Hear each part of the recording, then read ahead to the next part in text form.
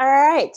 Hi, my name is Sera Doğramacı. I'm the goaltender development manager at Ice Hockey Australia, and we have another panel discussion going on here today with some of the best role models in Australian hockey in the world of goaltending. So today we have Dane Davis, we have Alex Tetro, and we have Janelle Carson, who are all veterans, who have all won national championships, who have all played in for Australia in some capacity. So welcome all.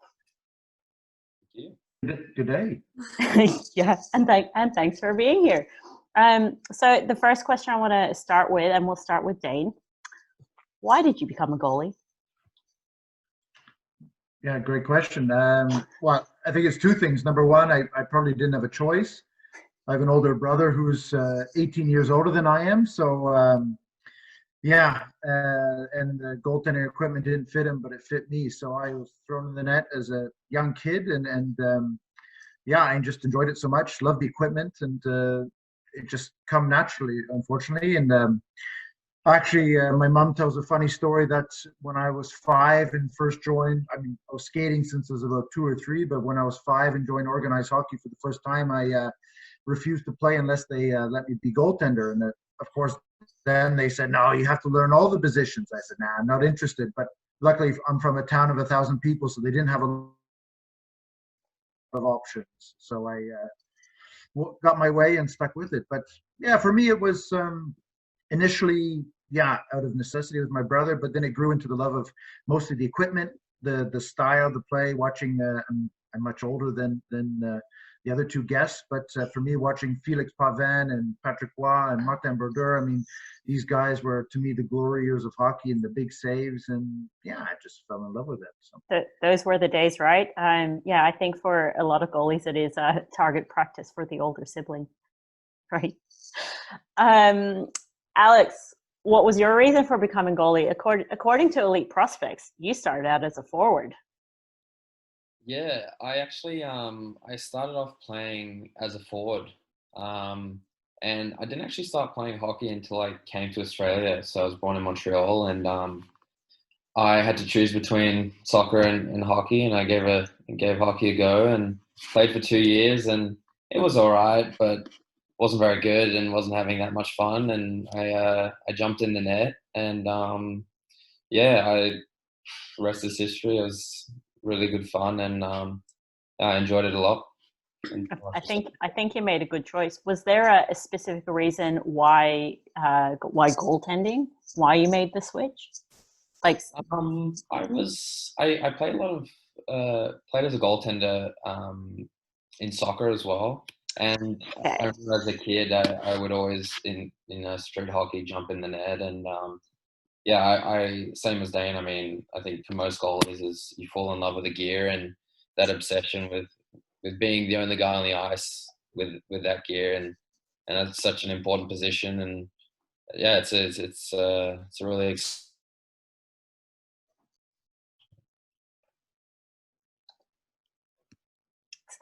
the hero mode way. Okay, Janelle, your turn. Why goalie?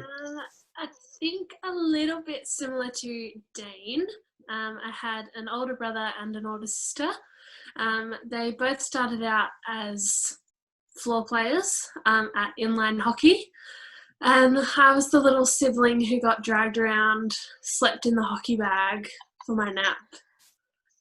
A little bit like your kids, I can imagine, Sarah, just dragged around to hockey all the time.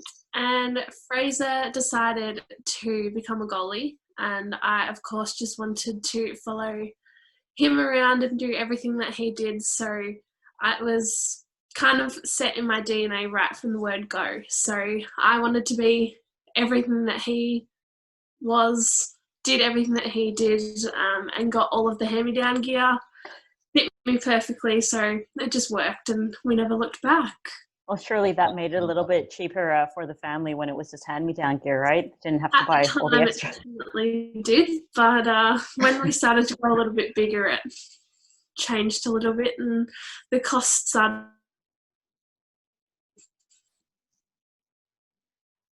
Okay. Awesome. Okay, so Dane, because you played a lot of your hockey in Canada, so I know you drafted into the OHL, played university hockey as well. Can you tell us a little bit about experiences in Canada playing over there that people over here may not necessarily have been exposed to? So facilities, resources, in terms of coaching, anything like that that really sets Canada apart? I don't know. I mean, for me, it's. I would say that I can't really compare coaching. I mean, I'm from an era. You know, born in the mid '80s, and have the million goalie schools you could go to. You know, there was in a few towns over, there was like the Craig Billington Goalie Academy, because that's where he was from. If anyone knows who that is, I'll be very impressed. But he was a goaltender in the '80s with the New Jersey Devils for a bit, just before Martin Brodeur, and then played in a few other places, Colorado when they expanded. He was Patrick Waugh's backup. But to me, coaching I can't really compare to now, and I've never really had refined coaching. It's always been copying the other guys. But for me, the big difference from Canada to here is its way of life. You know, I mean, these kids today don't have the luxury of it just being at the ready. I mean, you guys have your rugby fields and soccer fields, and I take my kids, I'm sure like you do, down to the park, and they're kicking a footy ball around and a soccer ball around, and we didn't really have that as kids. But what we did have is a community rink. So my mom would in the winter holidays at school would drop me off at 7 a.m, and she would go to work, and I would literally have $5 to pay for admission and a packed lunch. And she would pick me up at 5 o'clock, and I would be in the same gear all day for 8 hours. And that's something that you just don't get here, and I would do that 6 days a week, and I would cry on Sunday when I had to go to church, French Canadians. But that's something I just can't compare to here. I mean, you look at the talent that's coming up, especially in goaltending, Miss Carson and Tets are two prime examples, great raw talents, and they formed this without having the luxury of being on the ice for 20 hours a day for their whole career. It shows what a great talent they are. And for us, it's just something that's a way of life, and that's something that I can't really translate, and then that's as a kid, and then you get into the junior ranks, and the big difference I found, when I was 14, I signed my first pro contract, first junior pro contract, and then got drafted to the O. But then it's a job, we're getting paid. There's thousands of fans in the stands. The expectations we're going to go play pro somewhere, and you guys don't have those pressures here. I mean, there is the AIHL, but it's not like life or death. You're not battling for that NHL spot and that $1 million a year contract. So, yeah, again, external pressures that aren't here, but in the hockey world very much exist in Canada and the States. So yeah, no, that's pretty awesome. So something you touched on, and leads me in a great way to talk about Alex. So you are a prime example of how good the junior development here is. So Ginsberg, played as a forward, but DeFries, Tange as a goalie, U18 Australian team, U20 Australian team, AJIHL, started playing for Canberra in the AI at age 16, have won a Goodall Cup, and you're 22. Yeah, it seems like it's been a while since I started playing, but I think that the biggest tournaments are the national tournaments. So DeFries, like you said, and Tange.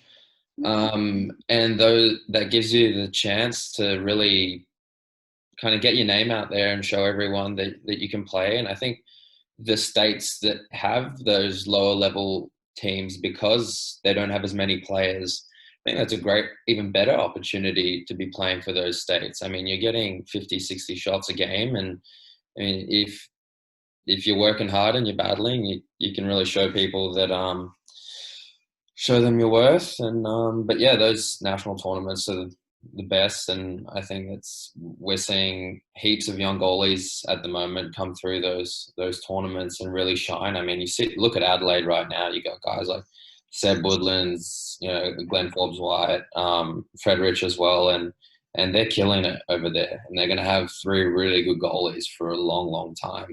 Absolutely.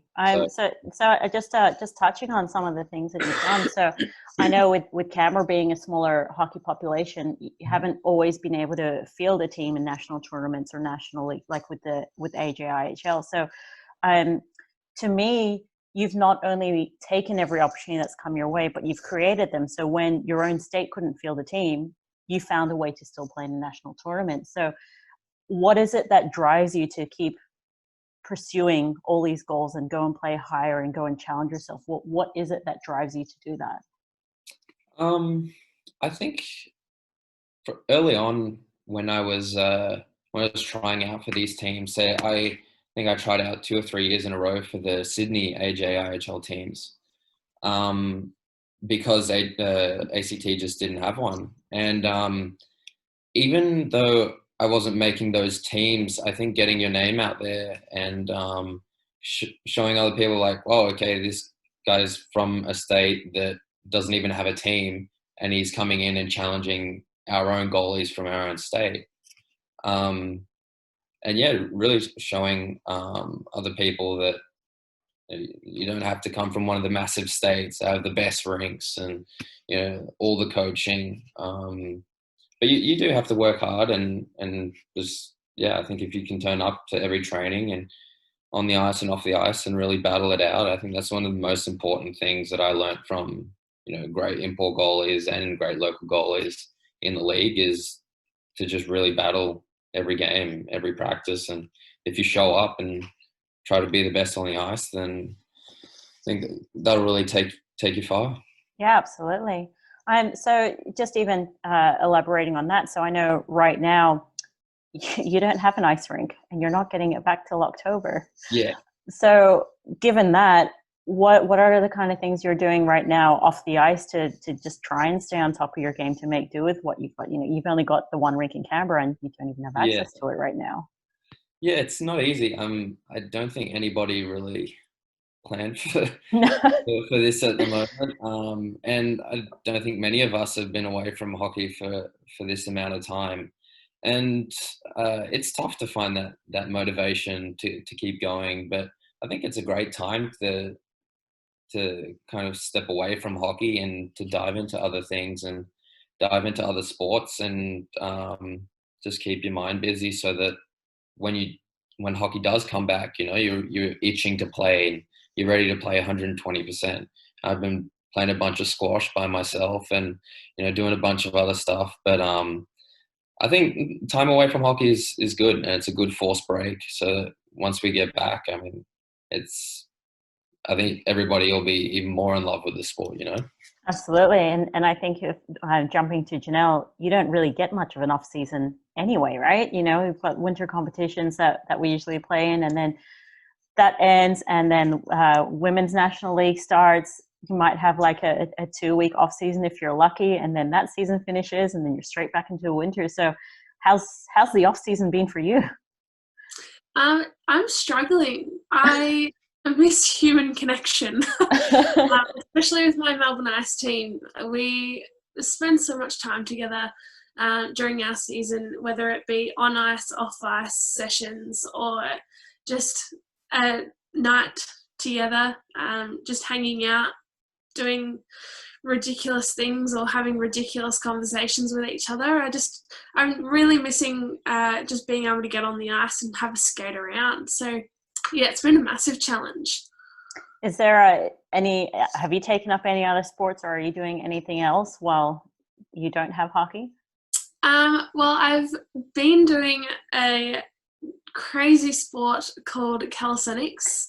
I've been doing that for the last 17 years, so that kind of fills in my gaps between hockey, and it does get quite hectic when they start to cross over a little bit.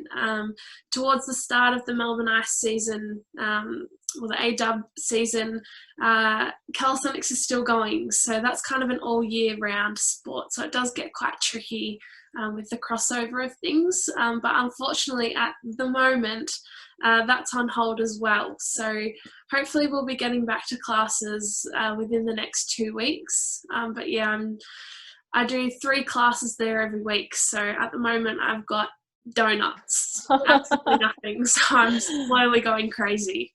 Oh, well, hopefully, yeah, in 2 weeks' time, hopefully you do get everything back. Yeah, fingers crossed. So with calisthenics, I imagine that that would benefit a lot with your hockey, right? What are the kind of things that kind of cross over into it and help you be the goalie that you are? I definitely find that flexibility crosses over a lot. Calisthenics, you don't have to be flexible for, but it definitely helps you out. And that's something that I started right from day one. I was one of the flexi kids, would do anything and everything, would give it all a try. So flexibility definitely helps me out on the ice, and it would always freak the boys out when I'd end up in the splits halfway through a save and they'd be like, oh, doesn't that hurt? And I'm like, no, I'm used to it. It's just what your body can do, right? Yeah, flexibility definitely helps. And just having a team spirit. Calisthenics is a massive team sport. You can do solos and everything, which I have done for, I think, 9 years. But it's a massive team sport. And just learning how to coach, that's been super helpful, especially now that I'm starting to pick up more coaching in my ice hockey community. So that's definitely helping me, working with the younger age groups and just learning how to, I don't know, kind of understand how they learn. And that definitely taps into my job as well. So I think all aspects of my life definitely help each other with different things. So it's nice. I'm glad you can take bits and pieces from all different aspects of your life, and each one kind of complements the other, which I guess, you know, in the 5 years that you have played for Melbourne Ice, it's only 5 years and you've won 3 Jared McCowan championships. You know, and you're still only age 22, but also, you know, you've represented Australia at the U18 tours before they ended up going to the IIHF World Championships, but Swedish tour, Japan tour, that sort of thing. So I'm sure with you being able to take all these different things has helped you become successful, right? Yeah, I think calisthenics is very, very important to me, and it definitely taught me how to be a team player very early on, which definitely helped moving through to my hockey, especially in my younger years. I'm still very young, but going back younger, it helped me playing in a team full of boys, trying to be a team player when I didn't fit in. I was the odd one out because I was a girl, and that was always going to be the case for me, as I'm sure you can understand, until we're able to have a team full of girls. When it's the AWHL, that's kind of the only chance that we get. So that definitely helps, just being able to be a team player and, I don't know, have that competitive spirit. I'm a very competitive person and I'm always wanting to win. And I think, yeah, it just creates a bit of fun.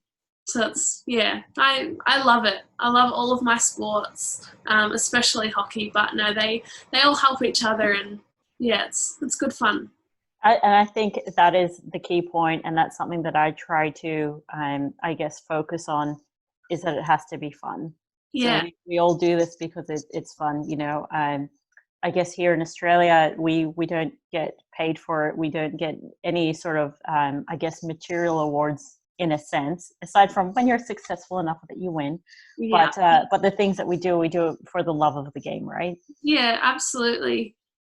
So Dane, if I can go back to you because of how much you love the game and you're still so heavily involved in it. So you came to Australia in 2008 and you played for the Bears, and then you disappeared for a bit and focused on engineering career, and then you came back. So all the fun that you've had. So 2015 you came back, right? I arrived 2014, played 2015. Yeah. Yeah. So and in that short space of time, so what's it been? 6 years, 3 back-to-back Goodall Cups, young family, all the work that you do and all the travel that's involved. Clearly you do all these things because it's fun and you love it, but how have you managed to balance things out and still stay on top of your game? Like, that's a pretty crazy last 5-6 years. of just life for you. And, you know, winning 3 back-to-back Goodall Cups, that's not an easy feat. Yeah, well, luckily my wife doesn't like me, so she appreciates when I'm out of town. But yeah, I mean, 2008. So I finished university and finished my bachelor degree, and decided, you know, I had a choice. So after I finished in the OHL, I had a choice to turn pro, and I had a few offers from AHL clubs, American Hockey League clubs, but I also had offers to go play university hockey and get a free education. And I knew I didn't really want to go around in the minors. And back then, those minor contracts, you're really fighting for $300-400 a week. It was not near what it was today. You know, there was salary caps have completely changed in the last 15 years plus. And so I decided, you know, I knew, okay, I want to get an education first, and then I'll go play pro hockey. And so went and did my degree, and yeah, I played school hockey, but school hockey is completely different. It really doesn't go on merit of championships. It's, you know, you're the junior, you're the freshman, sit on the bench and wait till you're a junior or senior, and then you'll get some ice time. So really put hockey on the back skirt and focused on my degree. And then when I finished, I thought, you know, I had a bit of freedom, and I thought, I'm gonna travel a bit. You know, I traveled a lot as a kid and Europe quite a bit, but yeah, on my own. So got on a plane, went to Australia, and got a job working as an engineer in Mackay, northern Queensland. So I spent a year up there terrorizing the East Coast and the Ailey Beach and the White Sandies, like any backpacker does, and working. And then come down here and realized there was hockey, fantastic. You know, I had a year extension because I worked remote, so my dad sent my gear over, and I played for the Rhinos. Actually, I started playing for Central Coast Rhinos, and we won the Wilson Cup. First time the Rhinos had ever done that. My understanding was they always finished last, and you know, we put together a good team and won the preseason tournament, and hopes were high, and then the team was kiboshed, so didn't move forward with the season. And so I just went back to enjoying work, and met my girlfriend, now wife of 10 years, 11 years, Jesus. And She's lovely. I do like her. Shout out but to Alex. she's a lovely woman, yeah, absolutely. And then the Bears, their goaltender went home, and they were looking for someone for the last 5-6 games of the year. So I said, okay, yeah. And you know, they were dead last of that phase and put in. But then I went back to Europe and went and did my postgraduate, and started working on some major projects as an engineer, and traveled the world for 6 years with my wife.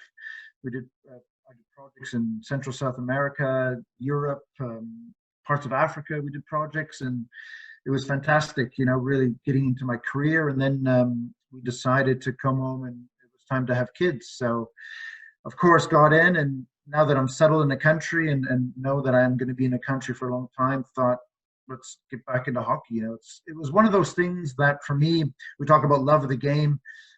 I actually lost the love of the game for a long time, because, you know, when you start playing such serious sport, you lose the taste of the sport. You know, it becomes an obsession, but for the wrong things, you know, and different worries. Like if you don't perform, then you get sent back down to the minors. You know, in the OHL, if you didn't perform, they sent you to the tier 2 or tier 3 team, which, you know, that's not what anyone wants. You're fighting for that spot to get drafted to go to the NHL camps, and it's competitive. And I didn't like the feeling of it being a job rather than a sport. But here in Australia, it's fantastic. It's no weight on your shoulders. It's fun. Yeah, there's stressful games, and it comes with the territory. But for me, it's a great life balance, because I'm so busy traveling the country and Southeast Asia for work. Of course, trying to spend as much time with the 2, soon to be 3 kids. You know, we have 1 in the oven at the moment, and so hockey to me is a great escape. You know, to hang out with Canadian guys and guys from all over the world, and have a thing in common, and play a great sport at a really good level, especially with the imports that we're getting more and more in the AIHL. It's more and more like home. It's a really good standard, and then a couple of beers and chicken wings and back to reality. So yeah, it worked out well. No, I love it that you found the love for hockey again, you know, and I think sometimes when we do take some time away for it, and especially now, when everyone's forced into not playing hockey. I know for a lot of people, they get back on the ice and they find that love for it again, and perhaps they come back more driven, more excited, more willing to put the effort in, to put the work in to succeed. So, and I think you are an example of that. You took time off, and then when you came back and finding that balance, but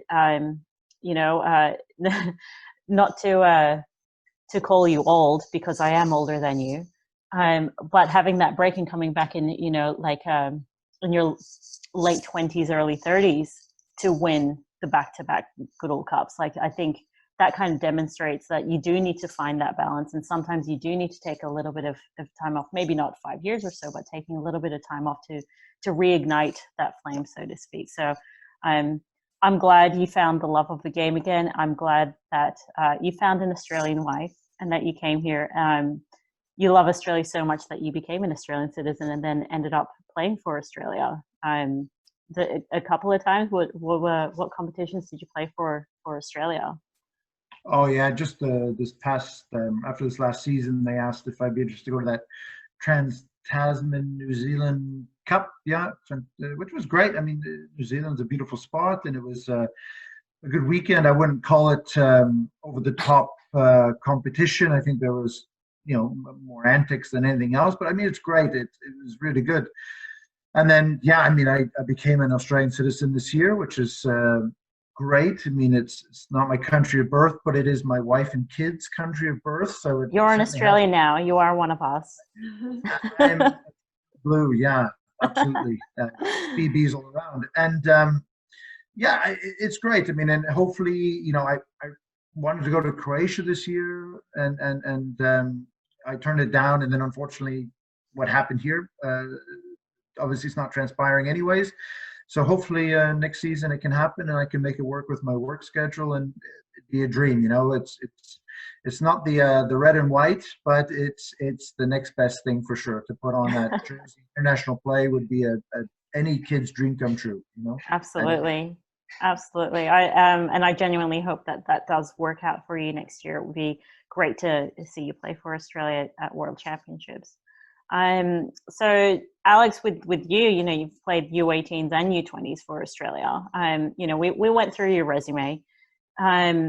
Surely there's, you're only 22. There's going to be goals that you are still chasing, right? Like, knowing how driven you are and how hard you work. What kind of things are you still looking to do in your hockey career? I think just ultimately the main goal is to be up there with those top Australian goalies. I mean, you look at Dane and guys like Kimlin, and I mean, they're the bee's knees. They're the guys that you look up to, and I think for all young goalies, if every year you can just make that next step and get a little bit older and get a little bit more confident, and just take it 1 year at a time, but eventually hopefully play for the men's team at the IIHF tournament. That's my next goal. But yeah, I mean, just 1 year at a time, and try and play really well for the Brave. And I was excited for this year. It was going to be a big one, but yeah, it'll get there. There's reasons for everything, I'm sure. That's it. Yeah. So if there's any young goalies that are watching this, what kind of advice do you have for them? Just general in hockey, things that they would want to achieve in their Australian hockey career. What kind of advice would you give to young aspiring goalies? I mean, obviously we don't have a lot of ice time in Australia, right? So you gotta make the most of it when you're on there, and then when you're off the ice, just really dig into your off ice skills. And I mean, you're seeing that now with you're running an SA goalies and the off ice programs that you guys are putting out. That's gonna bring up the next crop of really good goalies. And I think that's awesome. That's stuff that we didn't have back when I was younger, as Janelle said. But yeah, and just making the most of it, making the most of every opportunity. And if if your state doesn't have a team, then you look elsewhere and you try and get your name out there. And yeah, just have fun. Just don't take it too seriously. I think we live in such a great country for hockey, and there's no pressure to, as Dane said, to play at a certain level. Otherwise, you'll be cut and get sent down to the minors. I think the AIHL teams here really give a good opportunity to young players to develop, and hopefully that continues to be the case. But yeah, as for young goalies, I think just to try and play for the state teams and dominate the team you're on now and take it one step at a time. Yeah. Absolutely. And I know that in Canberra, that whenever there are coaching camps, clinics, that sort of thing, wherever you can go and help out, I know you do that. So it's fantastic that actually with all three of you that you do give back to the sport. It is great to see. So I know right now, some states have their ice back, some states don't. But do you know of any coaching opportunities that are out there? Like what can young goalies right now, if they're looking to get some coaching, I'm sure they can reach out to you and there's other people around, but what are the kind of opportunities that they should be trying to make the most of right now? I mean, reaching out to you, to be honest, for the goalies. There's no one really doing that kind of stuff in Australia at the moment. And I think if you're a young goalie, you look at your state and who your representative goalies are and your AHL goalies are, and message them and talk to them and try and get in contact with those older goalies. And I'm 100% certain that all the older goalies love to help the younger goalies. I think that's part of the Australian culture, that everyone wants to help everyone. At every level. So I think that was something I did as a young kid, was to not be scared to message the older guys and to ask them to come help them out. So I think everyone loves to give their time to the sport. But yeah, absolutely. And Janelle, like I know you give back to the sport where you can as well. And we had you up at the national development camps this year, just coaching the younger ones. Can you tell us a little bit about that, what you enjoyed about it, and just a little bit of insight to that? I think I probably learnt more than the kids did, to be honest. I took so much from that week, especially from yourself and Don. It was an amazing experience. It was very long days and late nights, early starts with grumpy teenagers. But they're so willing to learn, and they're ready to be the best that they can, and working with some of the younger goalies coming up and just trying to explain to them what opportunities that they can have in Australian hockey was really special, especially for myself. Tom, one of our young Victorian goalies, he's looked up to my brother for forever. So it was really exciting to be able to talk to kids like him about the experiences that they can have, especially heading up to the under-18s Australian team. So that was really special. But everyone at that camp, coach-wise, had so much knowledge and so much to give, whether they were a player, a forward, or a goalie coach. Everyone has something to give, and you just learn so much from everyone, whether it be a forward or a goalie. Everyone's got input, and it's an amazing week. I'm so glad that I was able to be given the opportunity to do it, because as I said, I learned an incredible amount and would do it again in a heartbeat. So given some circumstances have changed since January in terms of ice time, what would you generally have been doing in terms of coaching? Like, I know Melbourne's got a pretty strong goalie coaching network going on, and there's lots of opportunities there. So put COVID aside, what kind of opportunities are there for young aspiring goalies in Melbourne? I know there's a few young females up and coming as well, which is fantastic, and I'm sure they look up to you as a role model. Yeah, we do have a couple of really amazing young female goalies coming up that are involved in the Melbourne Ice program, and they got their shot playing in the big leagues this year, which was super exciting. And I know myself and our goalie coach Mikey were extremely proud of them and very excited for what's up and coming for those guys. But for all of the younger goalies, there's so much opportunity just to jump out at trainings and learn from older coaches and other goalie coaches. My sister is doing some pretty big and amazing things with Victorian hockey, especially with the younger age groups. There's lots of different trainings going on, and we've been able to organise a pretty great group of goalie coaches that are coming together and putting together a really nice program that will be consistent across all age groups. So just tapping into that and finding out where I can help out and what I can do, getting involved in that program that I get to go out to, making sure that I'm putting that program out and making sure that everyone's getting the best opportunities that they can. That's so awesome. And then Dane, to just finish up with you, I know because your life is so busy as is anyway, and I'm sure, again, not because you're old, but as you look to retire soon, maybe in the next few years from AIHL, we're going to get you involved in some coaching down the line, even if it's with your own kids, right? Absolutely not. No. I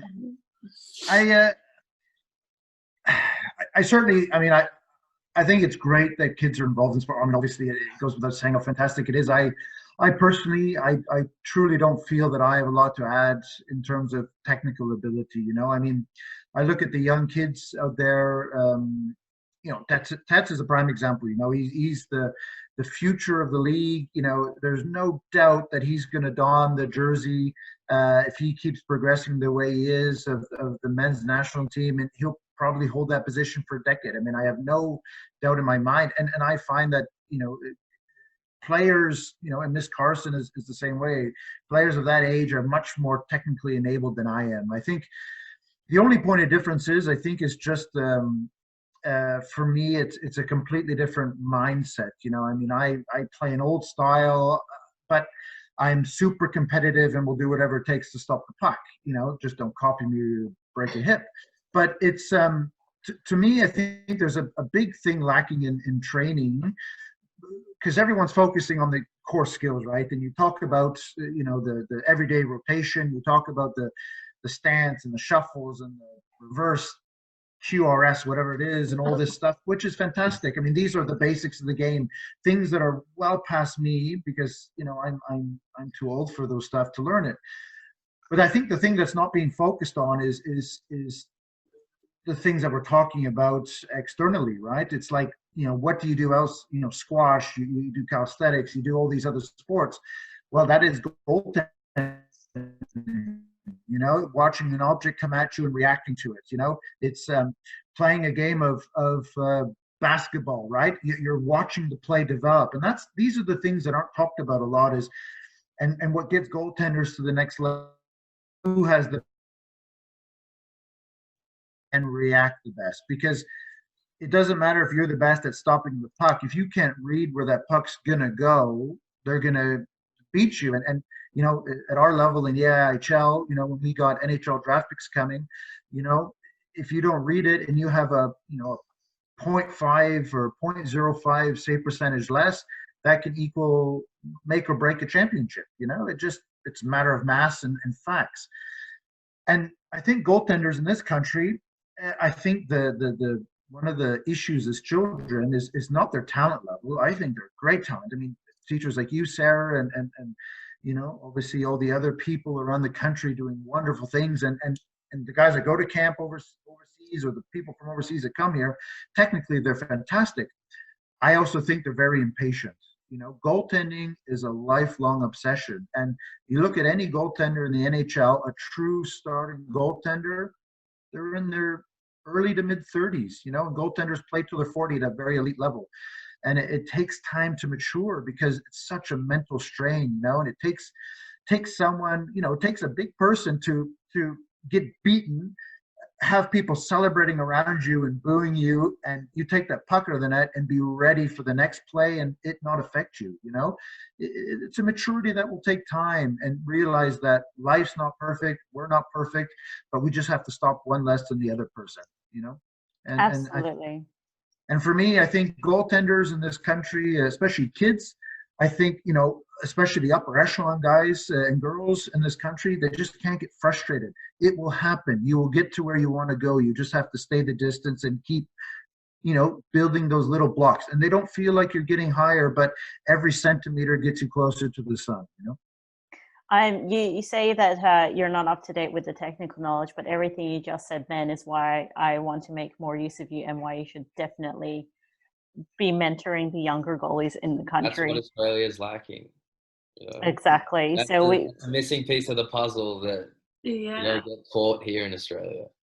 Right, absolutely. So with most goalies across the country, they may get an hour of practice a week, and then that's it. So I think with all of you, you've just highlighted, okay, if that's the only ice time you get, what are you doing every other day of the week to help with your goalie skills? You're not just sitting on the couch just waiting for your next ice session. Like, you're constantly working to develop your game and to try and stay better and to stay on top of the game. And all three of you in some way, shape or form are giving back to the world of goaltending too, which I absolutely love. So I just want to thank all three of you for taking part in this today. It's been fantastic. You three are, great goalies. Aside from that, you are excellent role models. You are genuine good human beings.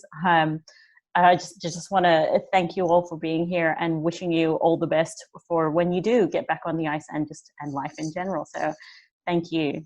Thank you very much. Thank Thank you. you, Jeff. For having us.